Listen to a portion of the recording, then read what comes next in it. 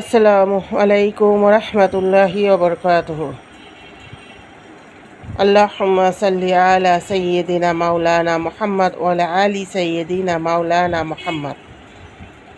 রাব্বি ইশরাহ লি সাদরি ওয়া ইয়াসসির লি আমরি ওয়াহলুল উকদাতাম মিন লিসানি ইয়াফকাহু কাওলি। সুপ্রিয় দর্শক, আমার এই নতুন চ্যানেলটা যারা দেখতেছেন অবশ্যই সাবস্ক্রাইব করবেন এবং শেয়ার করে সবার মাঝে ছড়িয়ে দিবেন। আউযু বিল্লাহি মিনাশ শাইতানির রাজিম। বিসমিল্লাহির রহমানির রহিম। কালকা সূরা তওবা থেকে 31 নম্বর আয়াতে 30 নম্বর আয়াত থেকে উজাইর আলাইহিস সালাম সম্পর্কে কিছু কথা আলোচনা করেছিলাম কোরআনের আলোকে।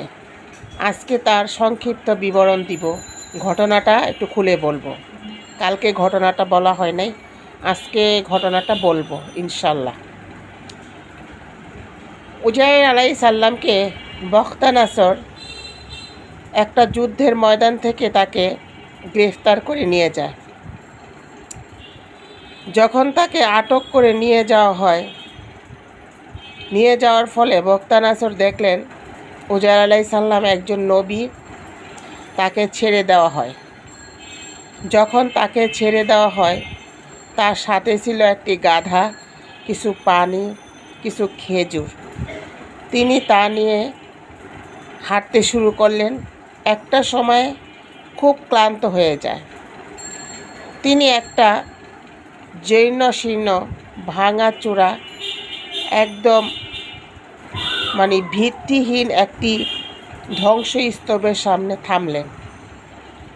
ওখানে থেমে দেখেন যে জায়গাটি একদম ধ্বংসস্তূপ হয়ে গেছে। তো সেখানে তিনি একটু বসলেন। বসার পরে তিনি তার পিঠটা মাটিতে লাগালেন এবং তিনি শুয়ে ঘুমিয়ে পড়লেন। আল্লাহ পাক রাব্বুল আলামিন তাকে মৃত্যু দিলেন, তার গাধাকেও মৃত্যু দিলেন। এমতো অবস্থায় উজাইর আলাইহিস সালামকে আল্লাহ পাক রাব্বুল আলামিন 100 বছর পর্যন্ত মৃত্যু দিয়ে রেখেছিলেন। 100 বছর পর উজাইর আলাইহিস সালামকে আবার জীবিত করেন।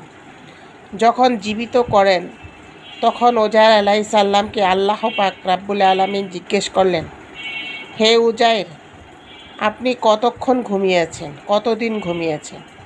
উজাইর আলাইহিস সালাম বলল, হে আল্লাহ, একদিন অথবা তার কিছু বেশি।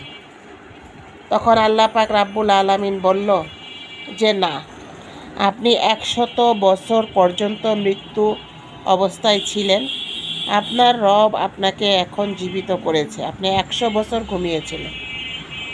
যখন আপনার মৃত্যু হয় তখন ছিল সকাল, আর এখন যখন আপনি জীবিত হলেন তখন হলো বিকাল। আপনি আপনার গাধার দিকে তাকিয়ে দেখেন, তার হাড় মাংস পচে গলে শেষ হয়ে গেছে। পানি ও খেজুর একই মতো অবস্থায় আছে। তখন আল্লাহ পাক রাব্বুল আলামিনের আদেশে গাধার হাড্ডিগুলো একত্র করে আল্লাহর নির্দেশে গাধাটা পূর্বের ন্যায় ফিরে আসলো। এই অবস্থা দেখে উজাইর আলাইহিস সালাম বলল, হে আল্লাহ, আপনি সকল কিছুর স্রষ্টা, আপনি জীবিতও করতে পারেন, মৃতও দিতে পারেন। কিয়ামতের আলামত কিভাবে জীবিত হবে, এটা থেকেই প্রমাণ হয়ে যায় যে কিয়ামতে মানুষকে এভাবেই জীবিত করা হবে। যারা বিশ্বাস করে না কিয়ামতে যে মানুষকে জীবিত করা হবে, তারা উজাইর আলাইহিস সালামের এই ঘটনাটা যেন অবশ্যই আমার এই চ্যানেল থেকে ভালোভাবে শুনে নেয়। তারপর উজাইর আলাইহিস সালাম সে তার কাছে কিছু মুদ্রা ছিল। ক্ষুধার্ত অবস্থায় সে মুদ্রা নিয়ে বাইতুল মুকাদ্দাসের সামনে গেলেন। তারা তার মুদ্রা দেখে বলতে শুরু করলো যে এটা 100 বছর আগের, এই মুদ্রা এখন চলে না। তখন তিনি হাঁটতে হাঁটতে তার পরিচয় দিলেন। কেউ তাকে চিনতে চাইতেছিল না। তখন জিজ্ঞেস করলেন যে উজাইর আলাইসাল্লাম যখন বন্দি করা হয়, বখতানাসার যখন বন্দি করে, তার ছেলেরা ছিল ছোট ছোট, আর এখন তার ছেলেরা বৃদ্ধ হয়ে গেছে। একজন বললেন, উজাইর আলাইসাল্লামের সন্তানেরা আছেন। তখন উজাইর আলাইসাল্লাম বললেন, আমাকে তাদের কাছে নিয়ে চলো। উজাইর আলাইসাল্লামকে তার সন্তানদের কাছে নিয়ে যান। যখন নিয়ে যান তখন তার পরিচয় দিল, সন্তানরা কেউ বিশ্বাস করতে পারল না। তখন উজাইর আলাইসাল্লাম বললেন যে এখানে কোনো 100 বছরের বৃদ্ধা লোক আছে কি? তখন ছেলেরা বলল, একজন বৃদ্ধা আছে, অন্ধ। উজাইর আলাইসাল্লাম বলল, তাহলে আমাকে নিয়ে চলো। উজাইর আলাইসাল্লামকে নিয়ে চলল ওই অন্ধ মহিলার কাছে। অন্ধ মহিলা বলল, তুমি যদি উজাইর হও তবে তাওরাত কিতাব মুখস্থ বলো। কারণ উজাইর আলাইসাল্লাম তাওরাত কিতাব মুখস্থ বলতে পারে। তখন উজাইর আলাইসাল্লাম তাওরাত কিতাব মুখস্থ বলে দিল। মহিলাটি বলল, তুমি প্রথম পরীক্ষায় পাশ করেছ। দ্বিতীয়ত, আল্লাহর হুকুমে উজাইর আলাইসাল্লাম যদি কোনো অন্ধ লোকের চোখে হাত বুলায় তাহলে আল্লাহর আদেশে সেই চোখ ভালো হয়ে যায়। তুমি তা করে দেখাও। তখন তিনি বৃদ্ধা মহিলার অন্ধ চোখের উপরে হাত বুলিয়ে দিলেন। আল্লাহর নির্দেশে সেই চোখ ভালো হয়ে গেল।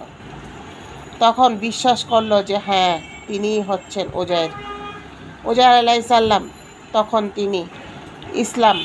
তখন তিনি তাওরাত কিতাব দিয়ে ইসলামের বাণী প্রচার করা শুরু করলেন।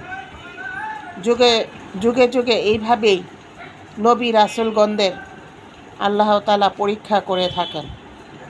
যেভাবে পরীক্ষা করে আসছিলেন আমার আদম আলাইসাল্লাম থেকে ধরে একদম শেষ নবী মুহাম্মদ মুস্তাফা সাল্লাল্লাহু আলাইহি সাল্লাম পর্যন্ত প্রত্যেক নবীর ধৈর্যকে আল্লাহ পাক রাব্বুল আলামিন দেখেন তাদের ধৈর্য কেমন। কিন্তু কোনো নবী রাসূলগণই ধৈর্য হারান না, কারণ তারা জানেন যে আল্লাহর প্রেরিত রাসূল ও বান্দা হচ্ছে একমাত্র নবী রাসূলগণ। সুবহানাল্লাহ। ভিডিওটি আজকের এই পর্যন্তই ছিল, উজাইর আলাইসাল্লামের সংক্ষিপ্ত ঘটনা। এই ঘটনাটি যারা শুনবেন তারা ভালো করে কিয়ামতের কথা স্মরণ করবেন। যে সমস্ত নাস্তিকরা বলে বেড়ান মৃত্যুর পরে জীবিত হয় না, ঠিক উজাইর আলাইসাল্লামের ঘটনা দেখে বুঝে নেবেন যে মৃত্যুর পরে আল্লাহ পাক রাব্বুল আলামিন আবার জীবিত করে ওই গাধার মতো হাড় গোড়া সমস্ত কিছু দিয়ে জীবিত করে আবার দুনিয়াতে চলার মতো তৌফিক দিতে পারেন। এটা বিশ্বাস করতে হবে। তো আজকের মতো এখানেই শেষ করছি। ইনশাআল্লাহ আজিজ। ভালো থাকবেন, সুস্থ থাকবেন। আসসালামু আলাইকুম ওয়া রাহমাতুল্লাহি ওয়া বারাকাতুহু।